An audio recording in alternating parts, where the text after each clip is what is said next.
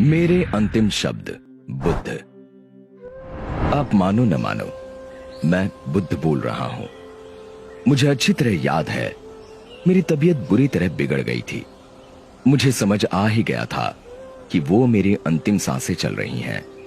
उस समय 25 वर्षों से मेरे साथ रह रहा मेरा शिष्य आनंद भी मेरे साथ था। निश्चित ही मेरी ये हालत देख वो बहुत दुखी हो गया था।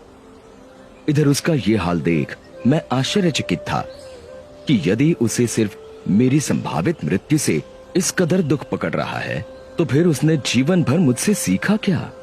मेरे साथ 25 वर्ष रहने वाले शिष्य तक का यदि दुख से छुटकारा नहीं हुआ है, तो फिर बाकियों ने मुझसे क्या ग्रहण किया होगा? और मजा ये कि अभी मैं इस आश्चर्य से बाहर आया भी नहीं था कि आनंद ने मुझे दूसरे आश्चर्य में डाल दिया। उसने मुझसे पूछा, मुझे ऐसा सत्य दीजिए कि मेरा हमेशा के लिए उद्धार हो जाए। अब मैंने क्या जीवन भर असत्य कहा था, जो अंतिम वक्त कोई महान सत्य अपने प्रिय शिष्य को देकर जाता? और फिर मैं किसी को सत्य देने वाला कौन? मैं तो सिर्फ राह दिखा सकता हूं। बाकी तो सही मार्ग पर चलकर सत्य मनुष्य को स्वयं पाना होता है। किसी मनुष्य के पास किसी को कुछ देने की या किसी से कुछ छीनने की क्षमता ही कहां होती है। सो मैंने उससे कहा, भाई आनंद, अपदीपो भव, यानी अपने दीप स्वयं बनो। अब जब मैं साक्षात था तब भी मेरे अंतिम शब्द यही थे, और आज 2500 वर्ष बाद भी मैं आपसे यही कह रहा हूं कि अपदीपो भव, यानी अपने दिए स्वयं बनो।